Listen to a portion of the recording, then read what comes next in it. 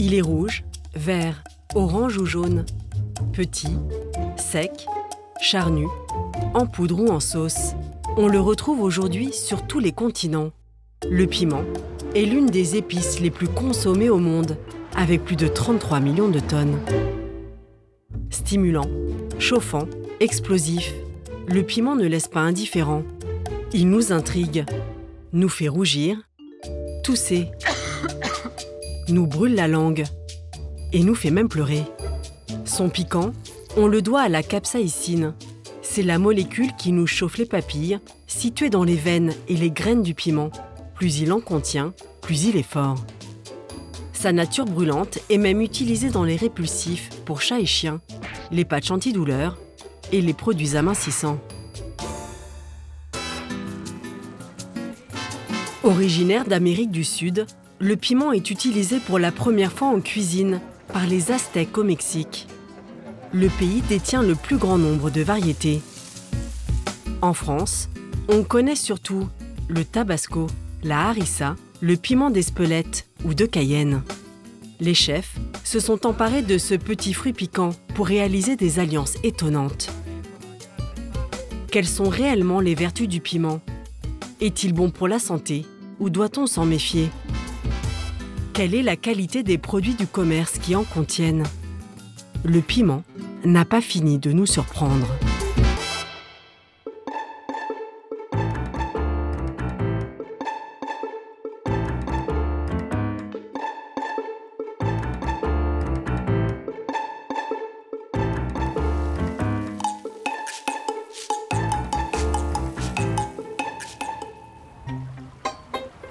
Au bord de la Garonne, à Bordeaux, en plein cœur de la vieille ville. Une dégustation un peu particulière se prépare. Bonjour. Bienvenue pour l'atelier sur le piment. Donc je vais vous donner un petit tablier à chacun. Merci. Voilà. Merci. Suivez-moi. Émilie Boriglione est naturopathe. Elle conseille à ses clients les aliments qui sont bons pour leur bien-être et leur santé. Au programme aujourd'hui, le piment. On va découvrir en fait ces piments-là, tous ces piments, toute cette famille de piments-là, et il y en a beaucoup. Il y en a des doux, mais aussi des très forts, ce qui inquiète d'emblée les goûteurs. Ça te perturbe de voir toutes ces couleurs sur la table, donc tu te dis, oh là là, ça va piquer. Oui, j'espère que l'eau, ça sera assez pour... Ah, l'eau. Ah, c'est intéressant parce que justement, elle parle de l'eau. Est-ce que vous pensez que c'est une bonne chose de boire de l'eau quand on... Il ne faut surtout pas boire de l'eau. Le lait est une très bonne possibilité pour éteindre le feu du piment, mais on peut manger aussi des noisettes, des amandes, quelque chose de gras. Ça peut même être de l'huile d'olive. Hein. Pour l'instant, pas besoin d'éteindre le feu.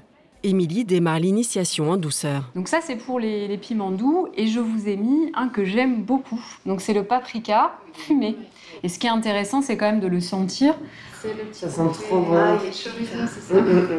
Donc en fait, dès qu'on sent le paprika fumé, on pense chorizo. Donc ça fait partie des piments doux. Donc aucun risque, il n'y a aucun souci que vous arrachiez les papilles avec ce piment-là. Contrairement à ce que l'on pourrait penser, le piment n'est donc pas forcément piquant. Ça va. Émilie va maintenant corser le test. Donc là, on passe sur les très forts. Donc on va passer sur le tabasco jaune. C'est étonné, ça se mange pas. C'est pas si effectif du tout. Et puis ça vient comme ça. Là. Ouais. Et puis ça débouche le nez aussi. Oui, ça débouche le nez. C'est bien. On y va? J'ai trop peur. Mais alors là, le feu quoi. Je m'en cours, j'ai l'impression, non? On va passer au dernier. Voilà. Donc celui-ci, donc qui est assez joli, moi je l'aime bien. Mignon, ouais. On a envie de le croquer. Mignon à croquer, mais il cache bien son jeu. C'est le piment habanero. Venu du Mexique, il est l'un des plus forts au monde. J'ai envie de pleurer. Non, ça salive beaucoup. Bah, pleure. Mais j'ai mal à la langue. J'ai l'impression que la langue, elle est gonflée. Bon, ben moi, on est allé l'expérience jusqu'au bout. Ouais. Hein? Ouais, c'est clair, ça réchauffe. À 2 heures de route de là, au pied des Pyrénées. Comme chaque année, le piment est à l'honneur dans le village d'Espelette.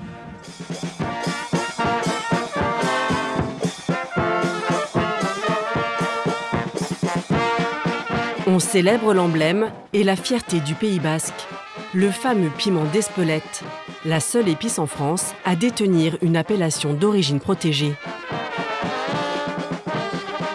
L'histoire de ce petit fruit rouge est très ancienne. Tout a commencé en Amérique du Sud, et plus précisément au Mexique. Le piment est ramené en France par les premiers grands explorateurs au XVIe siècle. À l'époque, il remplace le poivre et sert à conserver les viandes. Sa culture se développe dans la région au fil des siècles grâce aux femmes qui le vendent sur le marché à Espelette. Marichou est l'une des figures du village. Sa famille est dans le piment depuis 3 générations. En fait, autrefois, c'était les femmes qui le cultivaient sur les exploitations. C'était l'épice de la maison. Donc, c'était une parcelle qui était souvent près de la maison et qui ne demandait pas beaucoup de force physique. Même si ce n'était pas un gros revenu, c'était un complément de revenu indispensable.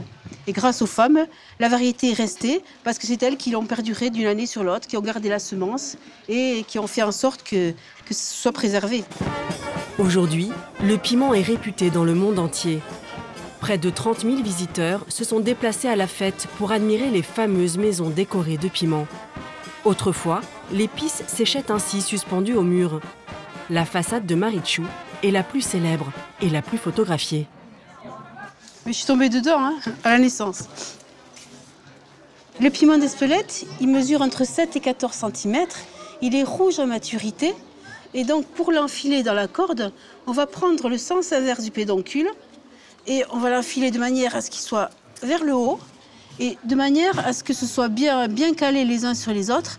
Il faut assurer un bon séchage. C'est un peu un clin d'œil à l'histoire, au savoir-faire. Et la corde de piment, on va l'utiliser aussi comme on utilise une corde d'ail dans la cuisine pour relever et parfumer les plats. Près de 200 agriculteurs cultivent aujourd'hui le piment. Ils le vendent sous toutes ses formes. Parmi eux, Vincent Darichon. Il aime surprendre les touristes avec sa mousse au chocolat. Bonjour madame, venez me voir. Venez me voir. Tenez madame, regardez, goûtez. Oui, mais qu'est-ce que c'est, monsieur? C'est très bon. Tiens, goûte. La mousse au chocolat au piment d'Espelette. Mousse au chocolat. Au piment d'Espelette. Bingo, vous avez gagné. Il faut parler du piment, il faut parler de son travail, de le faire découvrir. Et voilà, c'est notre job après être sorti du champ, je dirais. Il faut arriver là et puis parler. Et puis moi j'aime bien parce que du coup, je suis en contact direct avec le public et j'ai un retour direct sur mon travail en fait. Ça fait toute la différence. Ça c'est le top, hein? C'est bon, hein? J'aurais jamais pensé mettre de l'Espelette dans du dessert. Oui, en fin de bouche, ça revient. Ça me vient le piment. Le piment d'Espelette fait pourtant partie des piments les plus doux. Une échelle mesure leur puissance. Elle a été conçue il y a plus de 100 ans par un pharmacien, Wilbur Scoville. Tout en bas, le poivron, qui fait partie de la famille des piments, même s'il ne contient pas de capsaïcine.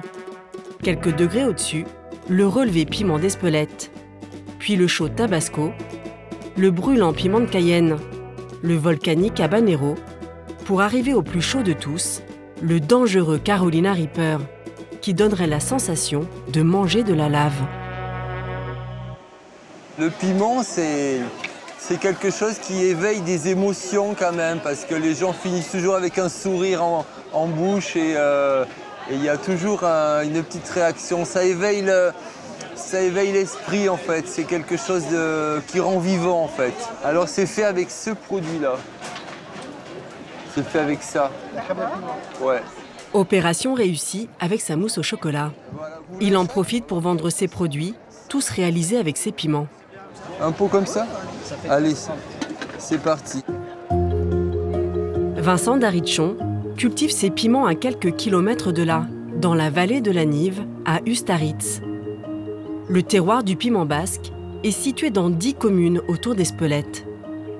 Les exploitations sont de petite taille. Tout est fait de façon traditionnelle.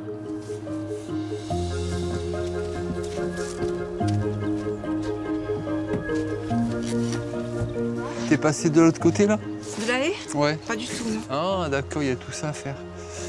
C'est le moment pour l'agriculteur de récolter ses fruits. La cueillette se fait à la main, de septembre à décembre.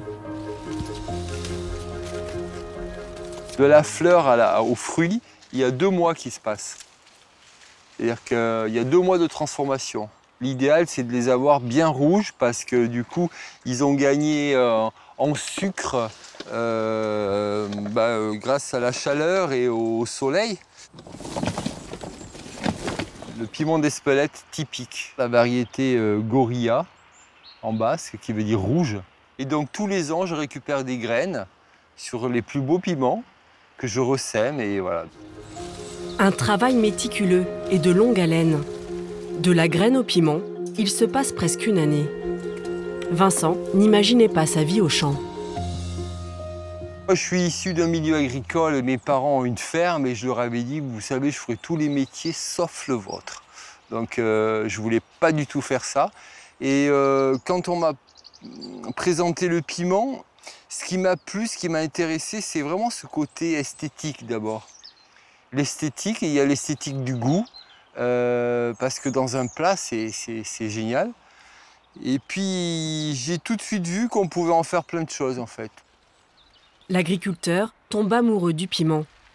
Une histoire qui a commencé il y a plus de 20 ans. Ben moi, je trouve que c'est des petits bijoux, quoi. C'est brillant comme un diamant, c'est rouge comme une Ferrari. C'est un piment d'exception pour moi, hein.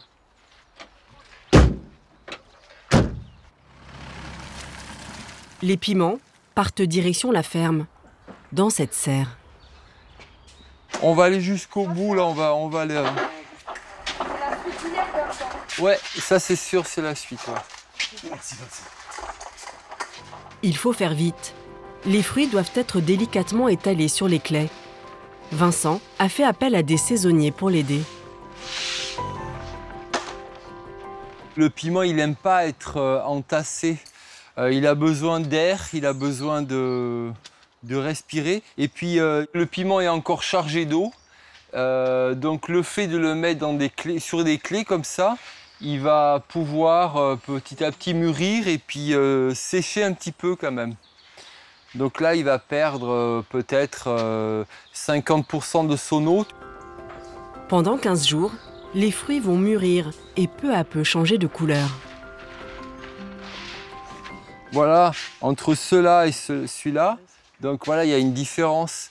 Celui-là, il vient d'être récolté, il a ce rouge carmin, et ceux-là, ils ont déjà presque 10 jours. Et là, il a un rouge un petit peu plus foncé qui va vers le bordeaux, qui s'accentue. Et là, oui, c'est le moment où on va aller vers l'épice finale.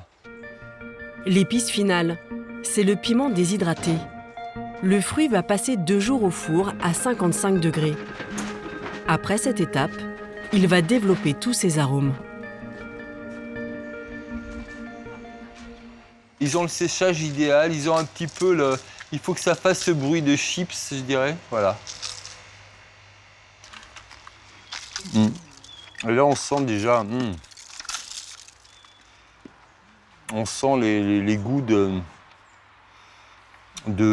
poivron, de tomates, un petit peu de grillé, parce qu'il en faut un petit peu de grillé. Maintenant, je vais broyer mon piment.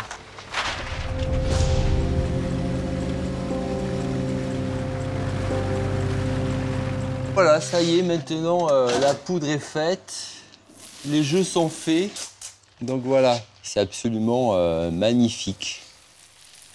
On peut assimiler cette poudre à de la poudre d'or.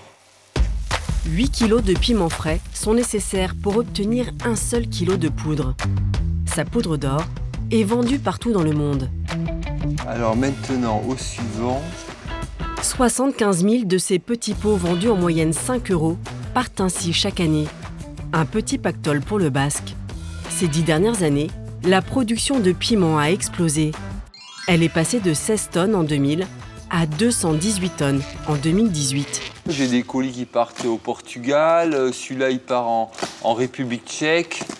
Voilà, donc il y en a qui partent au Japon, aux USA. Si ce piment a autant de succès, c'est grâce à ce petit logo. L'AOP, la garantie d'un savoir-faire et d'un terroir. Qu'en est-il des autres produits pimentés vendus dans le commerce? En grande surface, on mise plutôt sur l'image de l'épice. On met l'accent sur le rouge percutant du piment.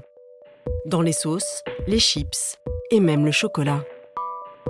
Les industriels vendent son côté chaud et épicé. Sensation garantie. Mais que contiennent ces produits? Y a-t-il vraiment du piment? Pour le savoir, nous sommes allés à la rencontre d'un expert en épices. Sa boutique est située au centre de Paris. Olivier de Rennes est chasseur de goût depuis l'âge de 16 ans. Il voyage à travers le monde 230 jours dans l'année pour apporter ses trésors. Chaque épice a été goûtée, analysée et sélectionnée avec soin. Je le vends, mais comme des petits bains. Ah bon? Oui. Les gens le mettent. Tu fais goûter aussi le noir et le blanc? Sa passion a commencé avec le poivre. Dans sa boutique, toutes ses trouvailles sont conservées précieusement. Il faut vraiment fonctionner comme avec le vin. Préférer un endroit sec, frais. Le plus important, de le mettre dans un placard, fermé, à l'abri de la lumière, loin d'une source de chaleur. Nous lui faisons goûter les produits achetés en supermarché. Des sauces, mais aussi des piments en poudre et des mélanges d'épices.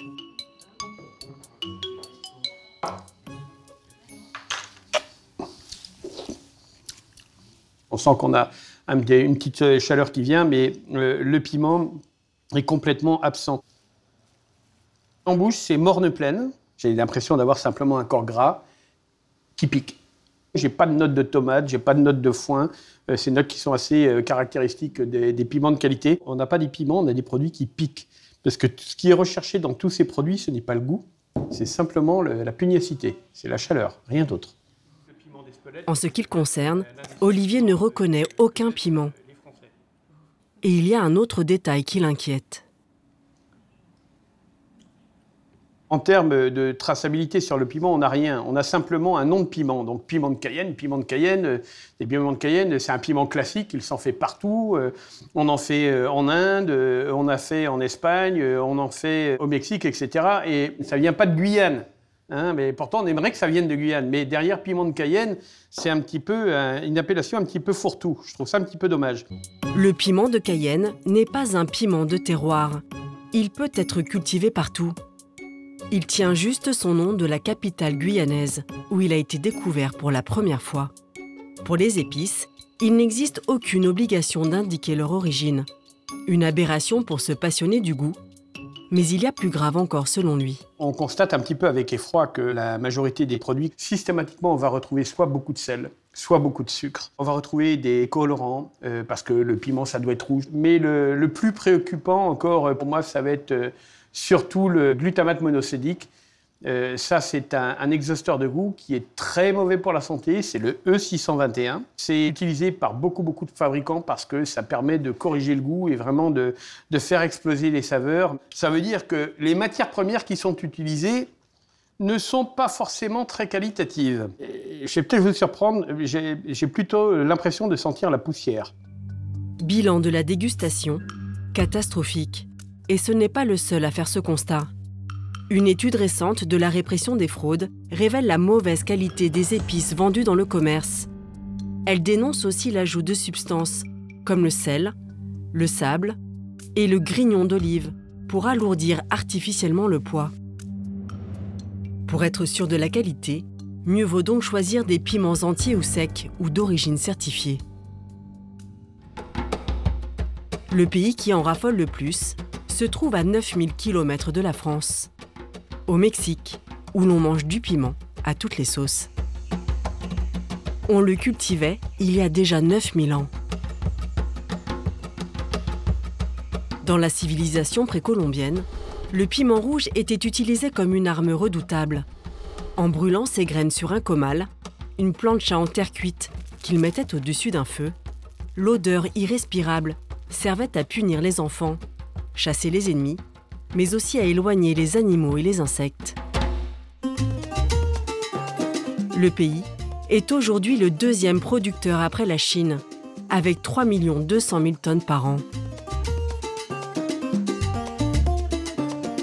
Dans la capitale Mexico, des centaines de sacs partent chaque jour du plus grand marché au monde de légumes, rien que pour la consommation locale. Ils sont remplis de habaneros ou de jalapeños, les deux variétés les plus populaires.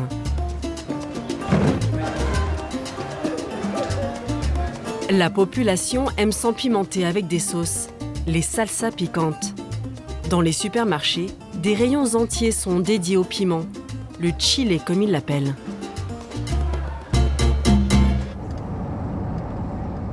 À 5 heures de route, au sud du pays, dans la région de Veracruz, c'est le début de la récolte du habanero. Miguel Angel en achète 350 tonnes chaque année pour fabriquer sa sauce.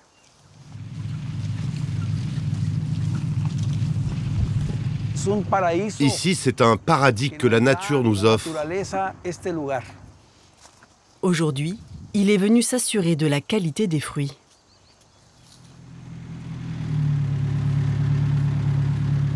Je vous invite à venir voir ma récolte.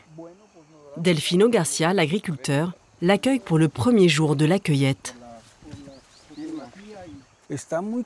Les plantes sont chargées de piments. Oui, tout à fait. La production est très bonne. Ces piments sont vraiment très sains et de bonne taille. C'est la couleur idéale. La couleur idéale du piment habanero n'est pas seulement le rouge. Il y a aussi le vert, le orange et le jaune. Chacun de ces piments a un goût et un degré de maturité différents. Tous ces piments, tu vas me les mettre de côté et me les envoyer à l'usine, non? Bien sûr, absolument. Il n'y a rien de meilleur au monde. Après la tomate et l'oignon, le piment est le troisième légume consommé au Mexique. La production du habanero ne fait qu'augmenter, pour le plus grand bonheur de Delfino.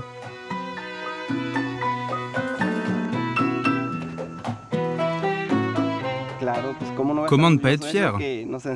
C'est ce que nos parents nous ont appris à faire, c'est notre travail.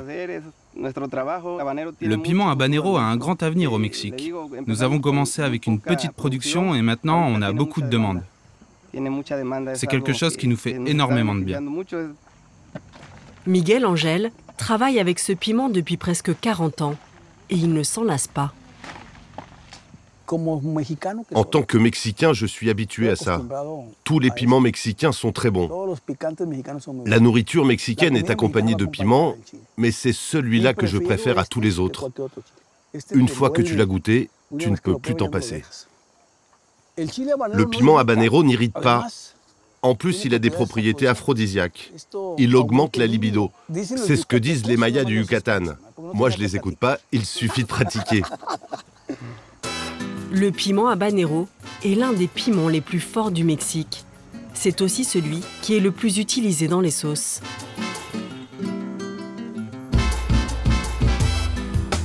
À Mexico, Miguel a installé son usine de fabrication. Quand il a commencé il y a 37 ans, il n'était que 3 employés. Aujourd'hui, ils sont 130. Visite avec l'entrepreneur qui va nous dévoiler les secrets de la fameuse salsa mexicaine. Ces piments arrivent des champs. Ils ont été récoltés il y a environ 3 jours. Et c'est cette matière première que nous utilisons pour fabriquer notre sauce.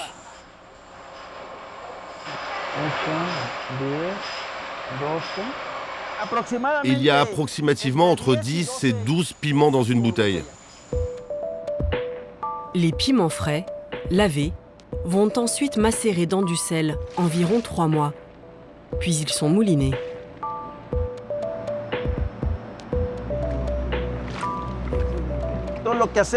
Tu fais comme ça avec ta main. Du coup, une partie des arômes sortent et viennent jusqu'aux narines. Cela te permet de mieux identifier l'odeur de ton produit. Ils sont en train de préparer la sauce. Pour obtenir la salsa, il y a 3 ingrédients. De la purée d'oignon, du habanero et des carottes. C'est ce mélange final qui donnera la sauce. Tous les ingrédients sont ensuite mélangés. Reste un dernier ajout essentiel. Les condiments. Un mélange de 10 épices dont la recette est bien gardée. C'est un des secrets très importants. C'est la touche magique. Au début, Miguel faisait sa sauce dans une seule casserole. Il vendait ses bouteilles sur les marchés populaires de la capitale. Aujourd'hui, il commercialise plus de 6 millions de bouteilles chaque année, dans 2000 boutiques. Cette bouteille, c'est le fruit d'efforts de plus de 37 ans de travail. Nous avons travaillé dur pour conquérir le palais du consommateur. Elle est plus que ma fierté. C'est mon enfant. L'entreprise de Miguel est devenue le leader de la sauce habanero, avec presque la moitié du marché mexicain. 20% de leurs produits partent à l'étranger. Vous ne pourrez les trouver en France que dans les épiceries fines ou sur Internet. Cette sauce est pour la Suisse. Cette sauce, nous la vendons aux États-Unis. Nous avons donc des clients au Danemark, en Allemagne, en Suisse, aux Pays-Bas, en République tchèque, un peu en Espagne. Là où nous vendons le plus de sauce habanero, c'est ici au Mexique. Pour Miguel, son succès, il le doit à la recette mexicaine originale, incomparable. Le terme même de salsa proviendrait de la langue des Aztèques, le nahuatl. Les Américains ne savent pas faire la sauce. Les sauces qu'ils font sont de très mauvaises imitations. Ce n'est pas la recette authentique. Ils l'appellent Tex-Mex. Nous sommes Mex-Mex.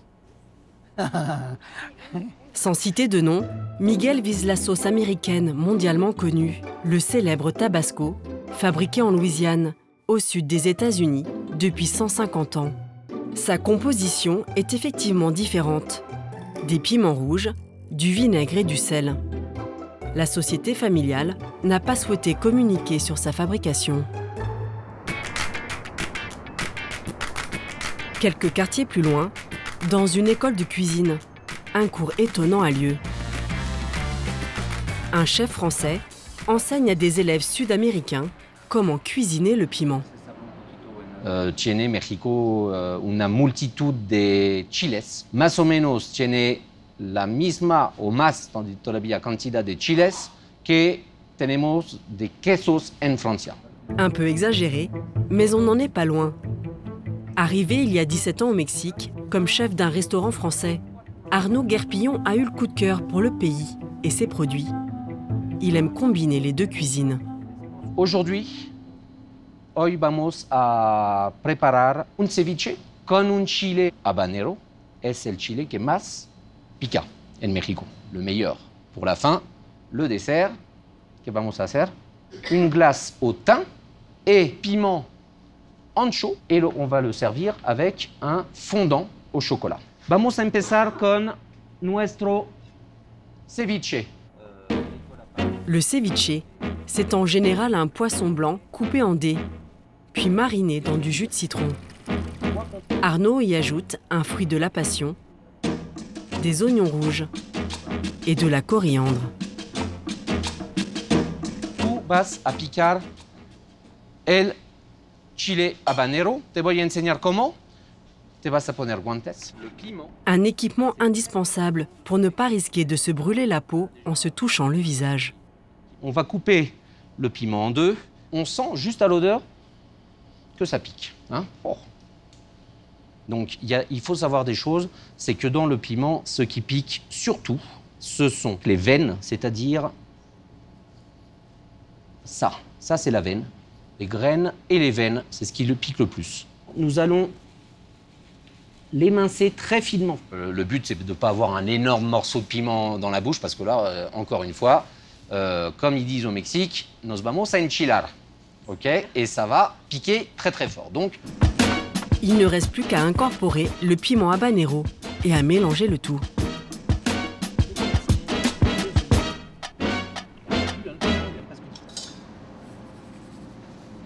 ça va?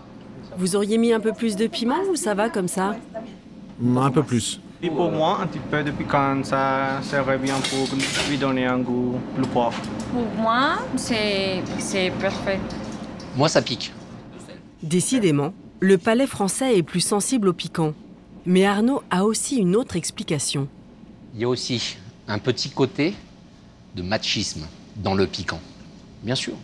Le Mexicain ne va rarement dire, à moins que vraiment ça lui pique énormément, il va rarement dire que ça pique beaucoup. Il va dire oui, ça pique un peu, quand ça pique beaucoup. Donc il faut toujours rajouter une petite, pour nous Français, 1 ou 2 échelles de plus. Voilà. Oui ou non? C'est vrai, non? Hein? Oui, c'est vrai. Voilà, donc ça c'est la petite rentrée en matière, avec beaucoup de piment. Donc maintenant, ça y est, c'est passé, le piquant est passé. Donc on va prendre maintenant des piments beaucoup plus soft. Pour son dessert au chocolat, il a choisi le piment ancho. Donc il est de la taille d'un poivron à peu près. Et c'est aussi un de ceux qui piquent le moins. Donc c'est curieusement, je ne sais pas s'il y a une raison d'ailleurs, mais les gros piments piquent moins que les petits. Le chef va faire infuser le piment dans la crème pour en dégager les arômes. Il la verse ensuite dans le chocolat fondu. Pour Arnaud, c'est un mariage idéal et subtil. C'est magique, on ne sait pas, on apprend quelque chose de nouveau. Donc c'est d'utiliser du piment dans un dessert. Et là, on est chez les Aztèques, là, ça y est. Les Aztèques utilisaient déjà le piment dans une boisson chocolatée pour leur donner du courage et de l'énergie. Mais le piment est-il vraiment bon pour la santé? Retour à Bordeaux, dans l'atelier de la naturopathe. Après la dégustation de piment, Émilie va démontrer les bienfaits de l'épice grâce à quelques recettes. On va faire une boisson avec du citron. Le citron a un effet détoxifiant au niveau hépatique. On va râper du gingembre, on va râper du curcuma et on va mettre une pointe de piment de Cayenne qui va vous stimuler au niveau du système digestif. Donc on a vu peut-être, je sais pas, j'ai pas entendu certains le dire, mais on salive un petit peu. Voilà. Est-ce que vous savez à quoi ça sert de saliver? Mieux digérer. Ouais. Donc la digestion, elle commence dans la bouche. Quand on salive, on prévient l'estomac que quelque chose va arriver, qui lui va créer des sucs gastriques, et donc toute la digestion va commencer comme ça. Donc l'idée, c'est que vous allez presser votre citron. Voilà.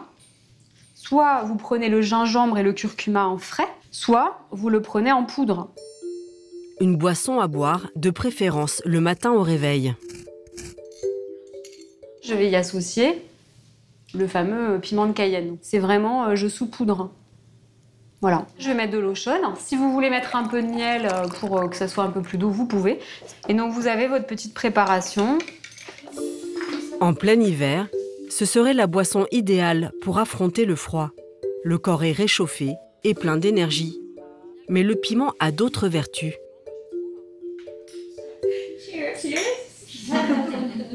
Le piment, il a une action très intéressante, c'est qu'il va stimuler ce qu'on appelle le péristatisme de tout notre système digestif. C'est vrai qu'aujourd'hui, dans notre monde, on est tous un peu stressés, assis, on est compressé au niveau du ventre. Ce qui fait que du coup, le péristatisme ne fonctionne pas bien. Et donc par le biais du piment dans la boisson du matin, ça permet aussi de mieux évacuer nos selles. Donc c'est pas super sexy comme sujet, mais c'est quand même important. Ça vous a fait du bien? Ouais. Oui, ouais. En fait, je me sens vachement plus énergique. Pas étonnant, car le piment est le légume le plus riche en vitamine C. Mais il y a aussi de la A, des oligo-éléments comme le magnésium, le fer, le cuivre. Tout ce qu'il faut pour rebooster l'organisme. Même si dans certains cas le piment n'est pas conseillé, selon la naturopathe, il reste un bon allié pour notre santé. Si on a des brûlures d'estomac, on va éviter de mettre du piment parce que ça risque d'amplifier le phénomène de brûlure. En revanche, on a des études qui montrent que ça n'abîme pas et n'altère pas la paroi intestinale et la paroi de l'estomac. Donc c'est une fausse croyance de croire que le piment va nous trouer l'estomac. Au contraire, il stimule la paroi et justement les bonnes sécrétions pour mieux digérer. On passe maintenant à une autre recette, une huile d'olive dans laquelle Émilie a ajouté 5 petits piments rouges et du thym. Un élixir classique en cuisine, mais qui serait bon pour autre chose. Sur la problématique des cheveux, souvent, il y a les personnes qui vont perdre leurs cheveux. Donc l'idée, c'est quoi? C'est qu'on dit qu'il faut que ça stimule au niveau du cuir chevelu. Quoi de mieux que le piment pour stimuler votre cuir chevelu? Parce qu'on a des terminaisons nerveuses. Donc quand on se douche, quand on se lave les cheveux, on se masse le cuir chevelu. Donc là, on pourrait se masser avec cette huile infusée. Donc ça, c'est la version moitié cuisine, moitié salle de bain. Vous pourriez aussi mettre du piment de Cayenne en poudre, pourquoi pas. Et donc, soit vous mettez un petit bonnet pendant la nuit, soit vous laissez juste 5 minutes et vous rincez avec un shampoing doux. Dernière astuce, une crème. Donc l'idée, ça va être de faire fondre la cire, d'y ajouter de l'huile d'arnica et on va y mettre un peu de piment. Ce baume soulagerait les rhumatismes et ferait disparaître les hématomes. Tout en remuant. Voilà. Cet atelier pimenté semble avoir conquis les amateurs. Je vais certainement faire la pommade pour l'antidouleur à la maison. J'ai un mari qui est sportif et athlète et ouais, je vais prendre soin de nous avec un peu de piment. Le shot de jus de citron et cayenne, ça c'est super.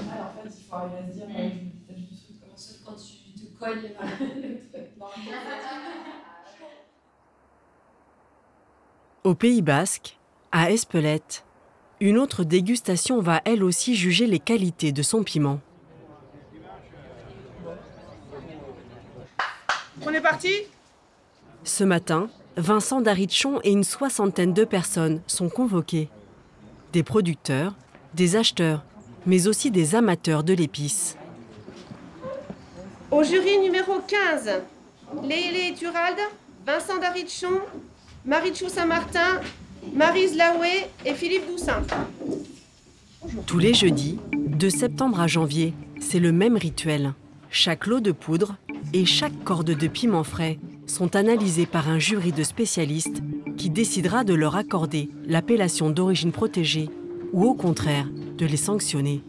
Dans un silence de rigueur, les jurys manient les verres remplis de poudre de piment, comme des grands crus. Ils en observent la couleur, sentent son odeur et finissent par la goûter. En tout, sur chaque table, 7 poudres anonymes sont passées au crible puis notées. Dans la grille qu'on a là, dès qu'ils mettent une croix dans quelque chose qui est grisé, la poudre elle est déclassée, mais pour eux propre. Et donc c'est après pour ça, là, quand on est ensemble, on met en commun et on essaye de voir si la majorité est dans le blanc, la poudre sera conforme, si tout le monde est dans le noir, la poudre sera déclassée. Et le monde est parti, on va commencer par la poudre 99. L'intensité aromatique. Intense. Moyenne. Qualité aromatique. Équilibre. Point. Foin fruité. Fruité. Équilibre. L'intensité du piquant. Intense. Moyen. La qualité du piquant. Long. Progressif et long. Progressif et la décision finale. Tout le monde. Cette poudre a été validée, mais il y en a une qui pose problème. La qualité aromatique. Trop humide. Rance. La qualité du piquant. Chaleur. Long en bouche. Chaleur. Chaleur. Et la décision finale. Non. Non. Je trouve très faible le piquant. Et même absent. Ça colmate un peu. L'amertume, le prononcé. Comme quelque chose de, tu sais, qui est renfermé dans un placard. Pour conclure sur la poudre 104, donc elle a été déclassée par tout le monde pour amertume prononcée, foin humide, rance et grillé excessif. Ouais. Le verdict est sans appel. Cette poudre n'a pas passé le palais des experts. Elle n'aura pas l'AOP. Impossible pour le producteur de la vendre sous l'appellation piment d'Espelette. Si cette poudre est vendue, elle est validée, ça veut dire qu'on va la retrouver dans les commerces, dans des épiceries fines, et les gens vont vouloir acheter du piment d'Espelette. On leur aura dit que c'est parfumé, fruité, tout ça, et ils vont se retrouver avec une poudre qui est avec des arômes un peu presque âcres, rances. Bon, ils seront déçus, quoi. Et du coup, nous-mêmes, on est plus crédibles. Le piment d'Espelette est le seul en France à faire valoir un terroir. Au Mexique, dans la ville de Oaxaca, située dans le sud-est du pays, le terroir est aussi très réputé pour ses piments.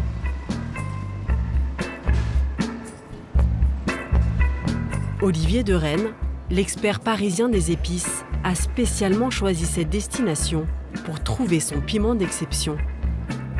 Il est accompagné d'Alexis, un apprenti chasseur de goût.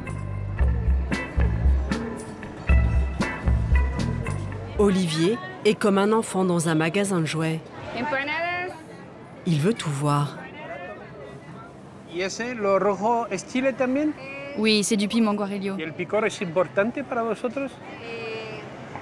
Oui, c'est ce qui donne du goût. Oui, de la saveur, il faut que ce soit épicé. C'est complètement l'inconnu. C'est ce qui est vraiment extrêmement intéressant, c'est palpitant parce que on voit plein de choses, il y a plein de nouvelles, il y a des odeurs, il y a des bruits, il y a des couleurs.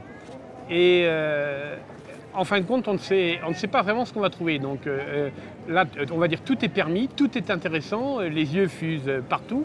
On a envie de tout goûter. Disons, il y a des odeurs là. Hein. Oh!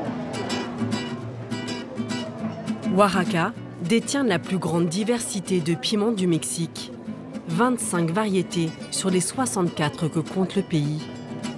Olivier va toutes les analyser. Sa quête ne fait que commencer. C'est assez intéressant parce que ce ne sont pas vraiment des piments communs comme on peut trouver en Europe. Visuellement parlant, ils sont brillants, il n'y a pas de poussière, ils sont grands, ils sont non abîmés. Ça fait partie des valeurs dans la recherche des bons piments. Ces piments ont l'air de répondre aux critères du chasseur de goût. Mais Olivier a cependant une réserve. Je dis qu'il ne faut pas acheter des épices qui sont même dans des paniers comme ça. Pourquoi? Parce que c'est à l'air ambiant, c'est à la poussière, c'est à la lumière. C'est pas très bon. Mieux acheter ces épices entières. Quand je vais en importer du Mexique, moi je vais demander à ce qu'ils soient conditionnés dans des poches et ensuite dans des cartons et qu'à un moment ce ne soit à la lumière et ni avec des variations de température différentes. Sur le marché, Olivier cherche des piments rares et adaptés au palais des Français. Todo lo que tienes aquí, ¿cuáles son que no pican mucho? Hay el ancho negro, el ancho rojo, el pasilla. Le tabiche? Non, il ne pique pas trop, mais il est savoureux. Vaut mieux commencer petit à petit, adopter le piquant, adopter la chaleur et puis aller après crescendo. On a une richesse absolument incroyable. Ça fait quand même beaucoup d'informations à assimiler. Et je pense que dans tout ça, on va quand même réussir à se tirer de notre épingle du jeu. Il va simplement falloir aller chercher l'exceptionnel. Et l'exceptionnel, quand on voit ce qu'on trouve sur les étals, je pense qu'on peut arriver à le trouver. Pour le trouver, il faut aller le goûter. Direction le centre agronomique, situé à quelques kilomètres du marché. Dans cet institut, toutes les variétés de piments de la région sont conservées.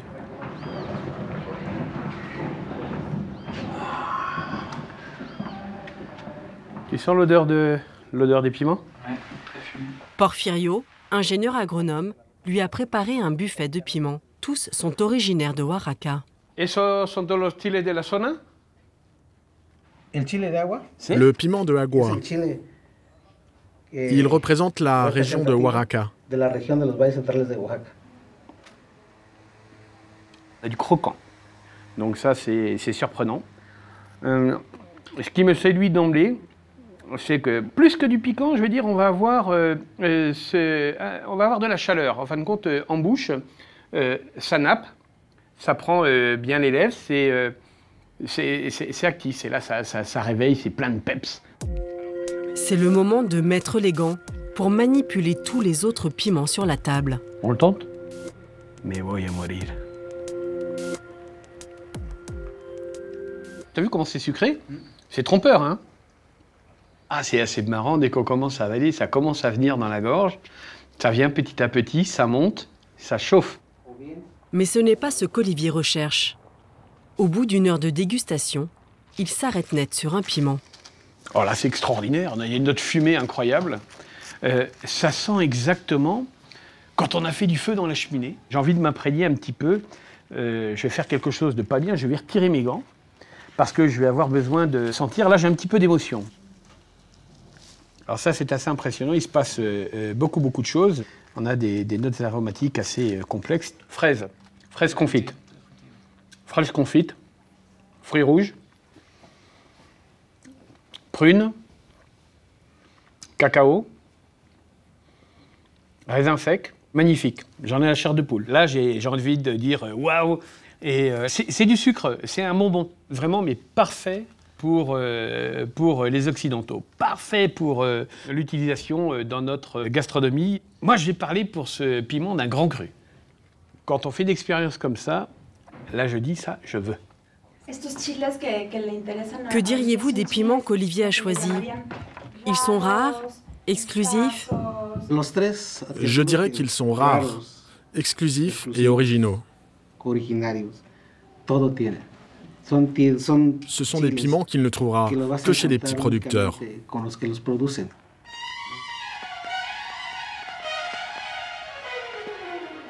Pour trouver ces pépites, il faut s'enfoncer dans le pays, dans la réserve naturelle de Cuicatlan, à 3 heures de route de la ville. Ah, c'est génial. C'est du tonnerre. Olivier s'apprête à rencontrer les communautés amérindiennes qui cultivent les piments et gardent précieusement leur savoir-faire. Quand on veut acheter ce type de piment, on ne dit pas « je vais acheter », mais on va essayer d'avoir la chance de pouvoir être fourni et d'avoir des produits qui soient assez uniques. C'est l'agronome Porfirio qui a organisé la rencontre avec l'agriculteur. Por fin, digamos. Porfirio, ¿qué tal estás? Je vous présente Félix. Encantado, Bonjour. Soy Olivier, mucho gusto. Ici, nous cultivons la terre avec passion depuis 30 ans. Nous ne sommes plus maintenant que 2 ou 3 agriculteurs.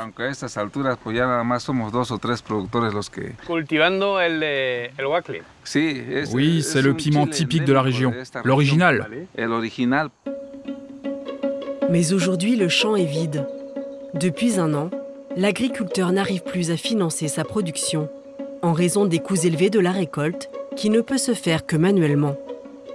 Le piment cultivé ici depuis des siècles risque bien de disparaître. Pour Olivier, pas question de tirer un trait sur ce trésor. Si le pido el favor de considerar esta demanda mía de cultivar unos chiles especiales, raros, haciendo calidad, primero le podría interesar. Je m'engage à cultiver les piments que nous avons toujours produits ici. Donc oui, évidemment, ça m'intéresserait. Et on pourrait commencer en janvier. Olivier est prêt à investir 35 000 € dans ce projet. Récolte prévue dans quelques mois. Bienvenue dans ma maison. Pour fêter cet accord, Félix invite Olivier chez lui. Il veut lui montrer ses piments conservés bien précieusement.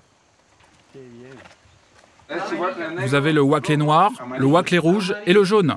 Ce que je recherche pour mes clients, c'est tout ce qui est artisanal. Et là, c'est du brut de culture et de séchage.